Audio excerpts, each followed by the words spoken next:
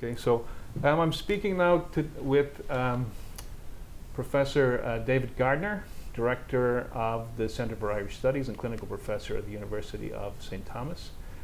David, can you talk about your role as Director, how you've become involved with overseeing the O'Shaughnessy Poetry Award, and perhaps a little bit on your own friendship with Gerald, Dawe, the winner this year? Thanks, I'd be delighted. It's been a wonderful history with St. Thomas. I came as a transfer student back late 80s and was research assistant with Tom Redshaw, working on The Rough Field by John Montague, which gave me a very interesting and deep historical dive into Irish poetry, but also Northern Irish poetry. Upon graduating St. Thomas, I studied at University College Galway and became involved with this wonderful, gentle man who had a very sharp critical mind, was editing a journal named Creano, and that was Gerald Dawe. Mm-hmm. And through his lens from Belfast in Galway, I learned in some sense how to be a poet. And even saying a poet is difficult because that was a time when you never called yourself a poet. You weren't a poet unless you had a book on a shelf somewhere, mm-hmm. and it had to have your name on it with a publisher and an ISBN number. And we're in a very different day right now. At St. Thomas, directing the Irish Studies program, as a clinical professor, I'm able to propose academic programs for the first time. And so we're now running academic programs here mm-hmm. and abroad in Ireland. And I'm editing New Hibernian Review, which has been a project that Jim has done an amazing job on, inheriting it from mm-hmm. Tom. And the O'Shaughnessy Prize has really been an international cornerstone for us. It's the only prize of its type. I was speaking with our president the other day saying, in a half-joking manner really, that it's sort of like the Booker Prize and the Nobel Prize. We're right up there. That it's an international prize. It's given to an Irish poet in residence in Ireland mm-hmm. from America. It must be international. And it's helped many poets in bringing their work to distinction. There have been chairs of Irish poetry come out of it, and mm-hmm. bringing them over to the United States to see that living tradition and to provide that example for other poets is very, very heartening, because there isn't a single case. In the Center for Irish Studies, we have an entire wall of their framed portraits. Mm-hmm. And unfortunately, it's framed over my shoulder. So mm-hmm. I feel as if I have 28 faces staring at me saying, mm-hmm. what are you doing today? Because they're all involved in workshops and publishing and mentorships.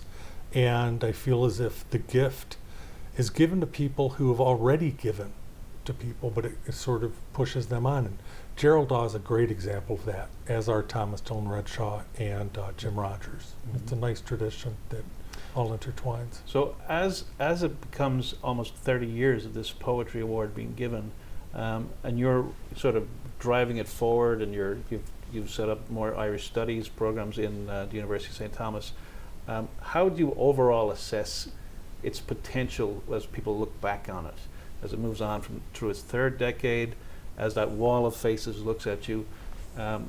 How do you reflect on it? I know it's sort of an intangible kind of a question. Mm-hmm. Well, I use the term very often. It's something that Tom Kinsella, I remember as an undergraduate reading, this idea of living tradition. Mm-hmm. It's used so often it's almost become cliche. Mm-hmm. But you look at the census now, you look at what's happening with Ireland's growth patterns, mm-hmm. and you can see it on that wall. Mm-hmm. You see the poetry changing. You see the people writing the poetry changing. Mm-hmm. You see immigration to Ireland, and you see that shaping the literature. Mm-hmm. Teaching an Intro to Irish Studies course is very different now. For Irish Americans, you ask them, what is Irish Studies on the first week, first day? Oh, they know what it is. Mm-hmm. But then you start really going into it, they have no idea. Mm-hmm. And I think that's going to change even more so.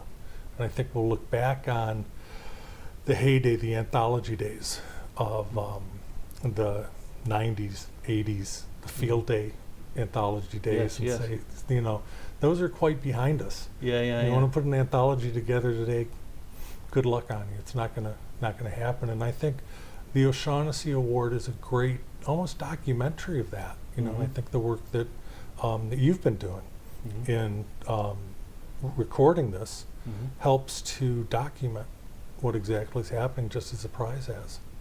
Yes, Fernanda. We're here at the 28th O'Shaughnessy Prize in honor of Gerald Dawe, and we're going to take you on a little bit of a trip from his native Belfast to where he met his beautiful wife Dorothea in Ballina, and then back to where they live now in South Dublin. The first poem, 1969, speaks of a moment in Gerald's life in Belfast, 1969. In the color photograph, the family group is heading into town in their Sunday best. Behind their steady walk, a soldier stares our way, and two lads look at the rubble and ruin. Was it a furniture shop or the local bar? It's hard to tell, but the color snap has remained intact since the long-lost summer of 1969. How strange is that? Sunshine and a burnt-out shop, all the folks getting by, the soldier, the family circle. Was there something else just out of shot? Life goes on amidst all the ruin, the photographs snapped. This on such a perfect day. What then?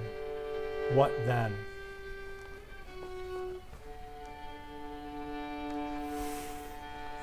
Many of Gerald's poems about being decent. This poem is about a very indecent day. The first day of internment, when people were forced, and some chose to leave, actually destroy their homes because of the violence, because they could no longer lead normal lives. It's about a picture he saw and speaks about in a BBC documentary of a clock that was left behind as the people left. The clock on a wall of Farringdon Gardens, August 1971. I am the clock on a wall of Farringdon Gardens. I am stopped dead at 7:30. They tried to take me away from the burning. I remember the whooshing smoke. But in the rush, I was left here as if nothing had happened. Part of my task is not to get panicked. I am regular and reliable and wake each morning for work. A bulwark of my society. But when the fires started and the windows cracked like ice, I was snatched up and out under this to sit defenseless. My springs and coils and deep chiming stopped at 7:30. So if you come across me and you're reading, a photo perhaps in some glossy history, remember the blackened walls and roofless houses of what went on before the three monkeys and chipped mantelpieces, in the backs of sculleries and the front bedrooms, before the televisions landed in tidily grown gardens. Think just a little of my time watching these different people who left their lives in my hands, sitting on a wall of Farringdon Gardens.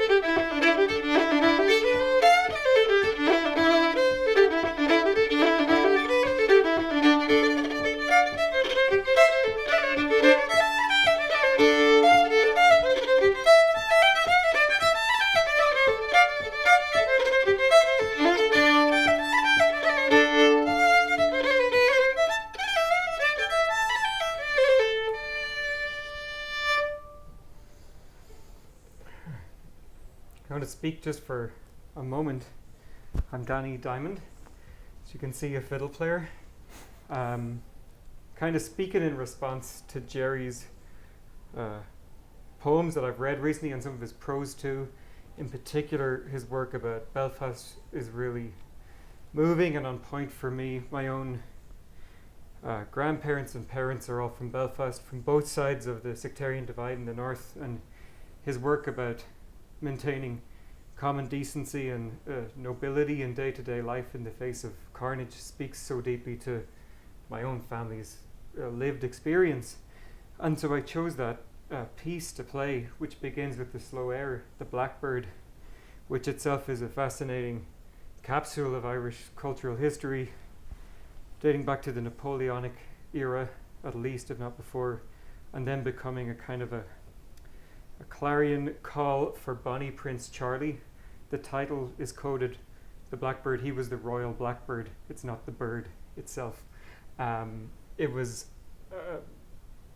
Irish people looking for allegiance from Scotland to essentially liberate themselves from colonial rule from England. This piece of music was part of a cultural movement back in the 1800s, lives on today. It was a favourite of my grandmother's, Vera Diamond from West Belfast, and when she died about 10 years ago, I was inspired to put a kind of personal version of the piece of music together, which is what I played, and for Jerry, essentially, and just to respond to his work. Thanks. The next poem, Dorothy asked me to read.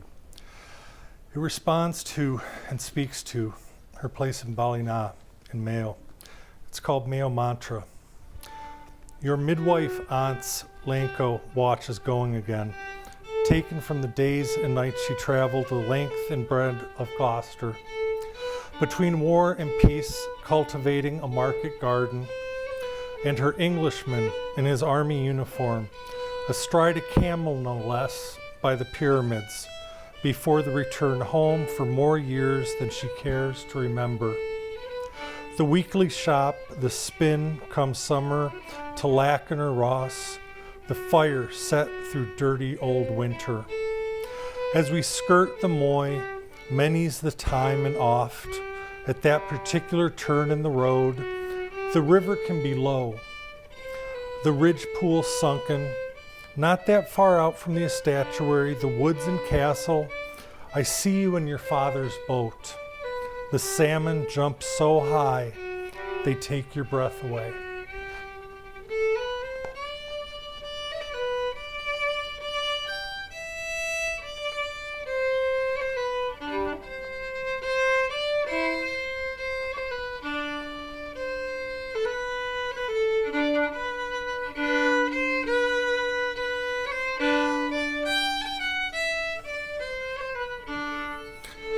This last poem takes us to Dunleary, where we hope that Jerry's doing very well with his wife and daughter. It's called East Pier. Not a bad day today by all accounts. Little bits of mist hang above our encampments. Villas wedged into cliff face. The grand terraces overlooking the bay. An older order of things. Along with the sprightly, there's one or two giving out on the latest iPhones.